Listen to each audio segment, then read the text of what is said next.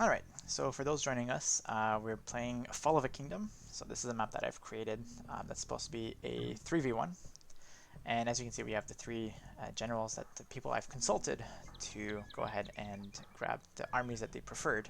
So of course you have myself, you've got Sir Edmund Colwell, and you've got Lord Buckfutter. So as you can see, it's a 3v1. So right now, most of the map is very blue. And you can see that there's quite a few things over here. And uh, blue starts with 3 relics and there's 3 monasteries, which I'll show in just a minute. I know that Alma is just going to go ahead and do that. Blue has a couple of castles. He can build a lot of things, but he can't remake any of his military buildings. And most of his military buildings are around this keep over here. As you can see, it's a rather well-defended city. Lots of towers, double walls everywhere, choke points, siege workshops, able to get onagers and things like that. So the idea is after 10 minutes have gone by in game time, the attacking players will start getting units on the 3 corners of the map, so left, right, and south, and they're going to be tasked to attack and kill this keep before the 1 hour in-game timer. Now, of course, Blue is by himself, so he has to go ahead and has 200 population no matter what happens, and he has to go ahead and make sure that he's able to get enough vills to produce resources so he can make his units, and as well as um, of course, getting his units. So like I said, you can't really go ahead and tech into everything, so you may want to go ahead and grab a couple of things that you can get, knowing which kind of tech tree or line that you want to go ahead and kind of play around with. I hope that Elm hasn't forgotten the bonuses that he can get on the right side of the map. As you can see here, you've got a monk, and you can choose between 3 of the bonuses. So you've got archers in the defenses, and all of this, by the way, is all listed in the hints. So elite archers in the defenses, your towers, castles, and fortress have a +2 range, and they have +3 attack on the towers and +7 attack on the castles and fortress. So they'll make the towers quite deadly, and that also stacks on the bonuses that you can get from arrow slits, guard tower, etc. For the Franks. Best knights in the land, so you basically get the free paladin upgrade, which saves you a lot of resources. You get the blast furnace plate boarding armor, and you also get 1 Teutonic Knight every 30 seconds. So these are, like, again, Teutonic Knights, right? So they're very strong infantry units that you can go ahead and basically go toe-to-toe with just about any other infantry units, and they're free, so it's great to have. High durability is probably my favorite of the 3 powers. Although elite archers in the defenses is really, really nice. So you get the free architecture, hoarding, and then all your buildings have an extra 3 armor. So that's both pierce and melee armor. And every minute your military gets stronger. So they basically keep training, and they get a 3 hit points on all, and your buildings get an extra 20 hit points every minute. So you basically you get a little bit extra hit points every time that a minute passes. So it's nice to definitely have. So as you can see, I'm just going to take out the visibility. So if you haven't remembered, you can also get spies, which I hope you have gotten. They also get a few tributes as long as their town centers are alive, and this is just to go ahead and kind of help balance the map. So the town centers are very good points for the attackers to take down. The bottom town center doesn't give like free resources, but it continually spawns free cows for you to go ahead and eat. So it's a very nice food income for you to have. So as you can see, we're starting to approach the 10-minute mark, and hopefully Ulm's defenses are ready, as the barbarians or the invaders will start coming in.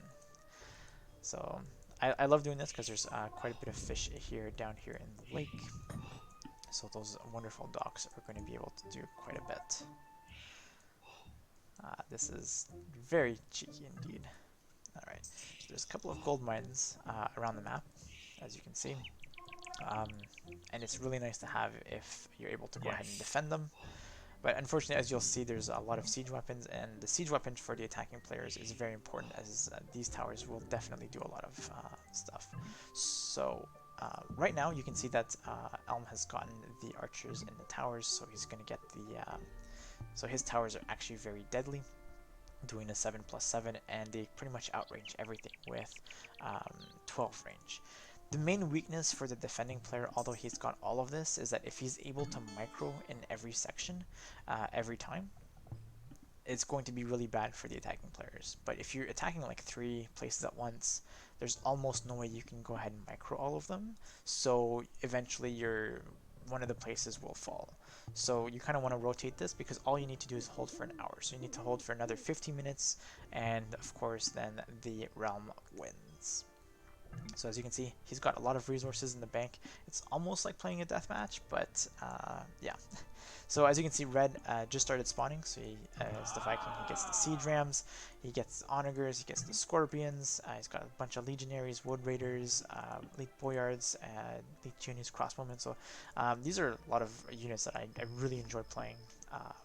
So I figured I might as well just make a kind of cool random map that yeah, that features a lot of these guys. So for those who didn't know, the legionaries are actually basically just reskinned jaguar warriors who have about 1 more melee armor than the normal and a little bit more extra hit points, and this is probably just due to the fact that he's Vikings in the Imperial Age. But yeah, as you can see, like, he's got quite a few units, and this counters pretty much almost everything.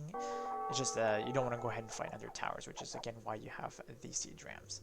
So on the left side, you've got the basically a Mongol army coming over at you. So you've got the massive hussars, champions, a little bit of pikemen, quite a few Mangudai, and of course you've got rams and siege onagers, which again are going to be very, very powerful, as of course they all have the drill upgrade. On this side, you do have the Imperial Camel. This is kind of a mixed bag of a lot of stuff. So you got Imperial Camels, Kamyuks, Elite Huskarl, Elite Longbows, and to be fair, yellow is probably the least threat at the beginning because they don't have any onager upgrades, so they're very susceptible to onager fire. They do have more rams than any of the other players, but usually because it's not the person that's got the biggest threat, you tend to ignore them a little bit more than usual, so it's a little bit worse. So they end up usually breaking it in faster than anybody else just because they're the last person that did it. So as you can see here, Green tried to go ahead and basically I think he just killed 2 houses and lost quite a few rams, quite a few hussars. So he needs to probably do a better strategy of this. Super Lisko knows exactly where to hit, so he's killed some of these villagers down here, and he's already killing the docks, he's killing the towers, basically trying to deny as many resources from Elm as possible. He's also killing that one monastery, and he's gonna find out. So you've got red that's down here. I guess he's just organizing his army. Yeah, perfect. So one of the things is because they have 1 villager each, and also just due to the fact that they are the realm, they should know what's going on. They do have access to about spies for about 600 gold, which is really nice. So there's no surprise. The attacking players will eventually get spies, I think when there's about 10 minutes left or so in the game, just so that if there's anything that they can do, they'll be able to do so, but they won't spawn any units after that point. Let me tell you, being the defender is very challenging, very stressful, and you have to kind of do a lot of microing. So as you can see here, you've got the onagers that are coming in, and they've killed all the rams, so this is massive towers. And the fortress, of course, onagers and things. And this is probably the most annoying thing is you can get trebs, and you just get to fire them on the siege weapons. So yeah, you basically get to snipe them from really far. So in comes the onagers, probably trying to snipe something. I don't think that it's going to happen. This is just going to be a lot of units wasted. Elm does have to micro his towers down here. He has to go ahead and target the onagers to make sure that they don't take out his towers. Green, on the other hand, here actually broke in with a couple of rams. Unfortunately, as you can see, there's a cliff behind this wall, so he still has to kind of keep attacking the walls. But it's a good start. I mean, the city is kind of reached, I guess. He just has to replace his onagers down here. So Super Lesko ended up killing, the house wall, killing up a couple of onagers, which is, trust me, as yellow is very, very difficult to do. Just due to the fact that you don't have anything that can counter this, just the longbows really. So dear. I hope Elm knows what he's doing over here. Alright. But yeah. So, to be fair, the attacking players shouldn't have to worry too much. They do get reinforcements, again, every about 10 minutes or so. So as you can see, Red's getting a second army. And of course, if you follow the road, it makes sense that you're going to go into the most fortified parts of the city. So you want to go ahead and make sure that you don't attack at that place. So as you can see, if you attacked here, it's probably easier to walk in than, say, over here by the gate. So the roads are kind of a little bit misleading, just due to the fact that that's probably where the most fortified positions are. If by chance you end up killing the gatehouse, which are the fortress down here, before you kill off the gate automatically disappears because it is in charge of the gate. So it's just kind of like, oh, you've taken over the gatehouse, well, you open the gate. So Super Lisco's doing the right thing. He's just waiting for more siege, so he's actually just massing his army so that once, you know, it is open, he can go ahead and deal a blow with it. So right now, Elm doesn't have any too much onager support down here. So as you can see, he did try to get a ram down here, and the wall is quite damaged, so it's a little bit harder for them to go ahead and repair it from the outside. But again, another big Mongol army is coming in, and this is Mangudai are really good at sniping some siege. So as you can see down here, Mangudai just ended up sniping a couple of I think the Treb, but I don't know why you just send them in alone. They will take a lot of damage from these super towers, basically. So I'm not sure why that was why he's just basically just throwing them away. What you can do with the siege onagers, you can literally just cut the forest and go all the way down and maybe regroup with maybe yellow or attack somewhere else. Because as you can see, like basically this area over here is also walled off, just to give a nice area here for the defenders to kind of give a choke point. Oh, this is even better. So you've got villagers repairing the onagers because taking damage from the Mangudai, you don't want them to die because it takes them forever to get back. But yeah, so as soon as you start killing some of these production buildings, especially the siege workshops, it's going to be a lot more difficult for the blue player to go ahead and hold off. So as you can see here, there's a double prong attack. So you've got Red that actually came in down here, so he actually made a hole with the siege ram. There's not much that blue could have done. Over here, as you can see, there's a couple of rams that are coming in for Super Lisco at the south end. You do have to micro your onagers because they should fire upon enemies automatically, but because they're so close to your gate, it won't even matter. So right now, Super Lisco's sacrificing a few longbowmen because they do have the same range as the onagers to get in. But now that the boyars are in, they're able to snipe these onagers, and again, it won't be such an issue anymore. So Super Lisco is going to be able to break in with the help of Red, and then if he's not careful, as you can see, oh my god, so he almost broke into this side as well. So these walls have like 100, some have 70 HP, so it's just one shot and it's going to go down, and voila. So Green also got in on his side, and as you can see, there's many choke points to go ahead. So basically, Blue just has to regroup a little bit, and he'll be able to go in, but at least he'll give a nice way for the green player to go in. So Yellow's just finally finding his way in. They killed one TC, so no more free food for our blue player. All of these Genies Crest Bombers are going to make really short work of these Paladins. And voila. So now they're inside, they do still have to, basically the south is probably the quickest way to here. There's still a double walls, but as you can see, they're getting really close to the keep. But yeah, so Elm has already decided to, basically he's already remade his own defenses over here. It just has to maybe make sure that his gate is locked. But yeah, so they're able to go ahead and follow down here and kill some of the towers and things like that. On the other side, you've got Green that's pushing in, as you can see, a lot of units, which is kind of what you want to do. You want to make sure that your pikemen, your champion, your hussars are taking the blunt of this, while your siege weapon and your Mangudai just kind of wreck either the units or the rest of the buildings. You want to make sure that you keep your siege alive for as much as possible, because no matter how high this attack goes for these towers, which is right now at 14, it's still only 1 damage to these rams. So that's definitely the way you want to go ahead and go about it. So yeah, usually I go with pikemen skirmishers. Again, I use trebs as well, and a few onagers.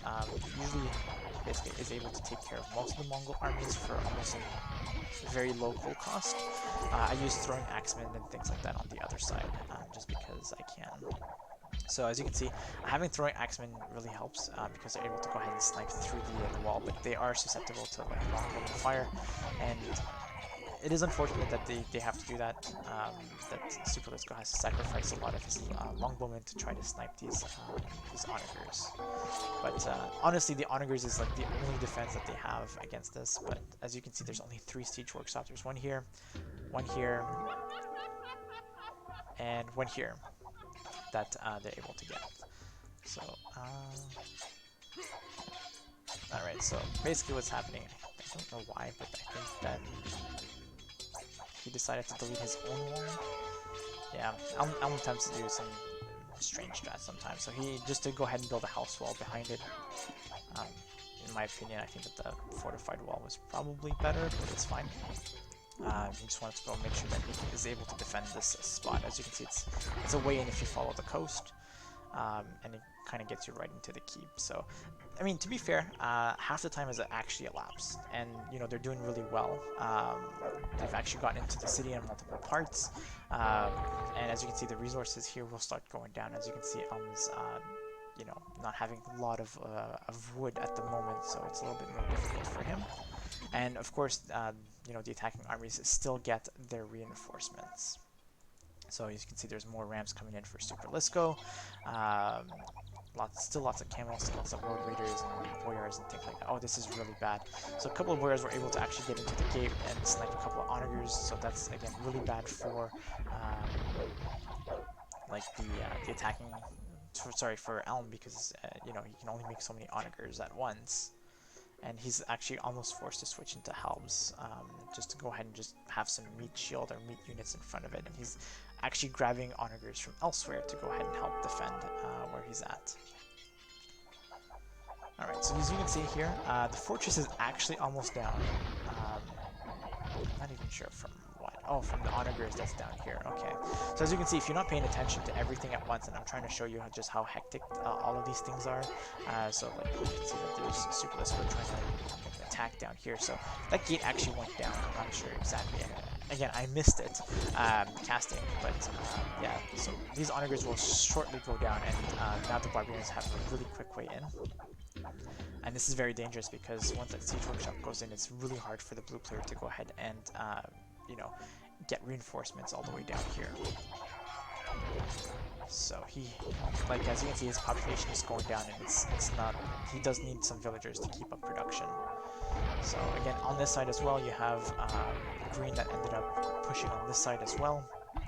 I'm not sure. His army's taking a bit of damage, but he's trying to hold them off. But again, against the coast, there's not much that you can do to wall it off, which is again intended. And there's the other siege workshop that is an easy target. So once those go down, like I said, it's very hard for the blue player to go ahead and defend, because they're lacking their best unit as a defense, which is the siege onager, because they have to go ahead and almost match number for number. So that siege workshop is actually going to go down here. And you've got some cavaliers coming in here for the upgrades. So, like this bunch of towers down here, it's really difficult, especially if they're, you know, microing the siege weapons, especially the onagers. And they're going to do quite a bit of damage to all of the, as you can see, the infantry is basically melting down here. But yeah, so he's trying to just try to snipe the rams with his onagers, because there's not much else that he can do.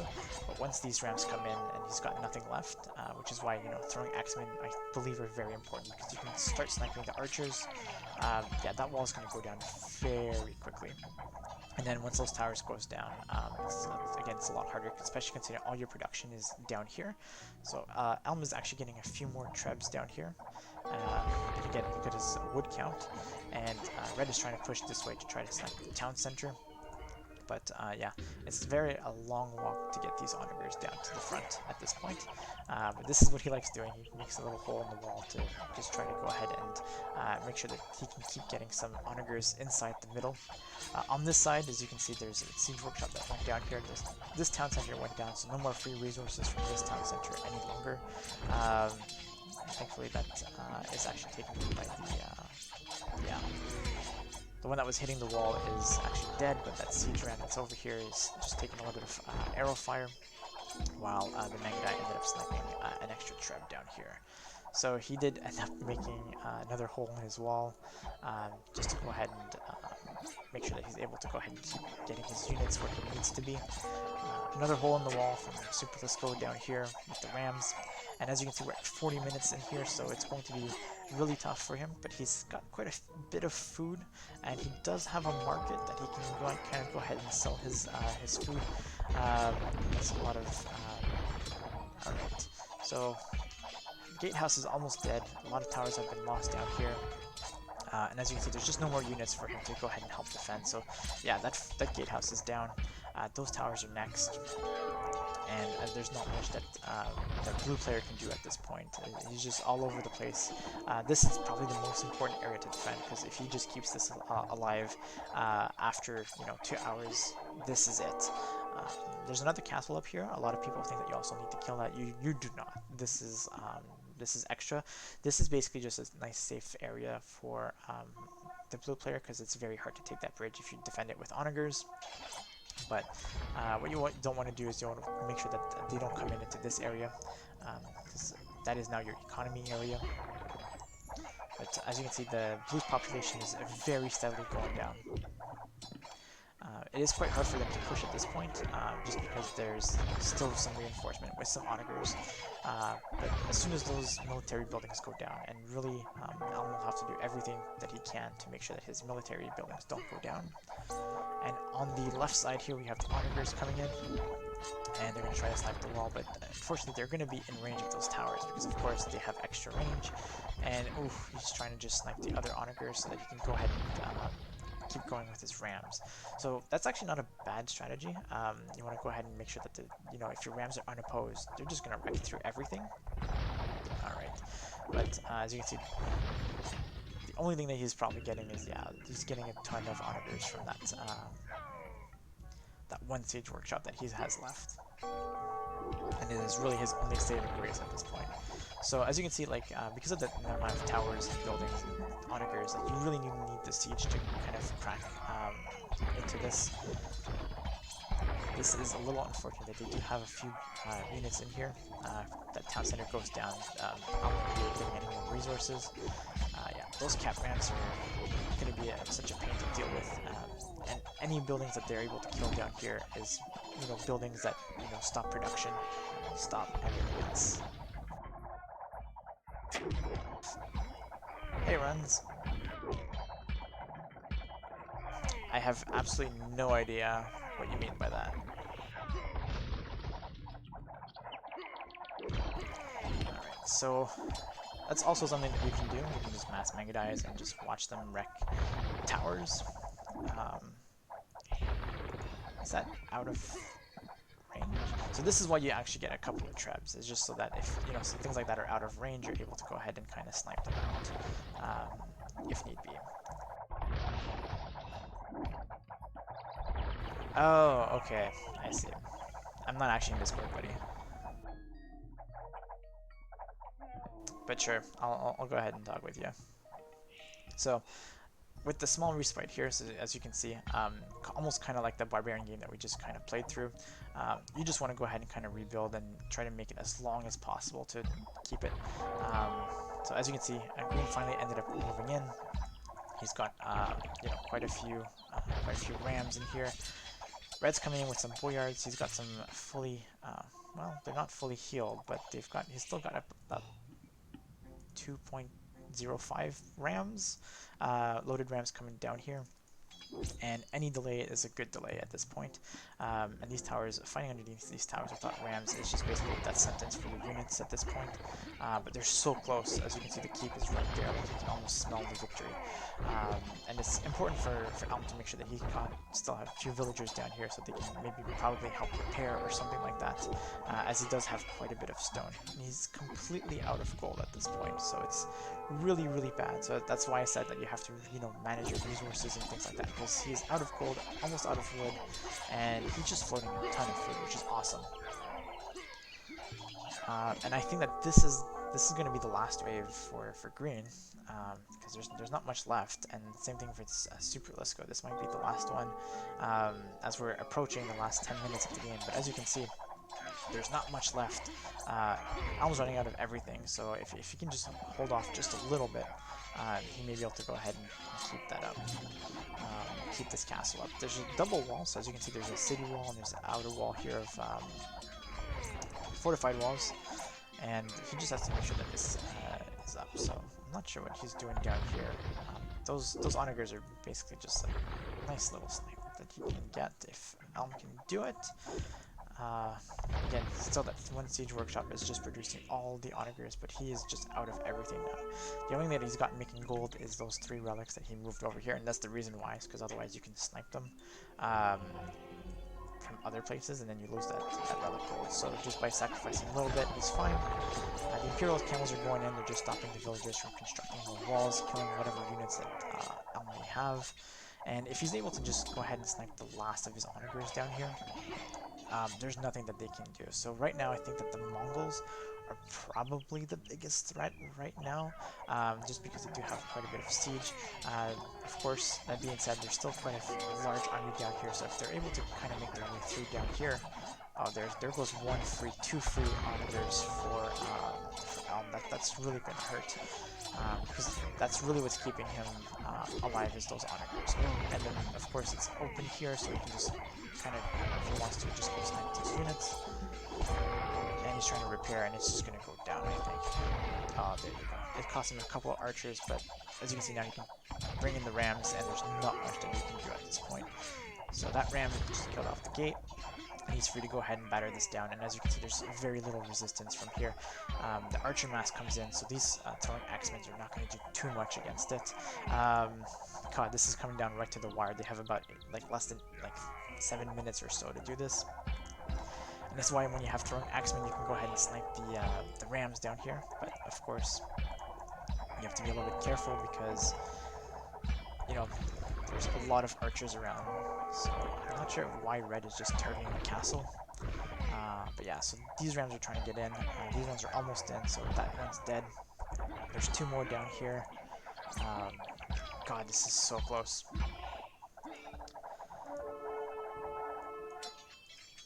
This is so close.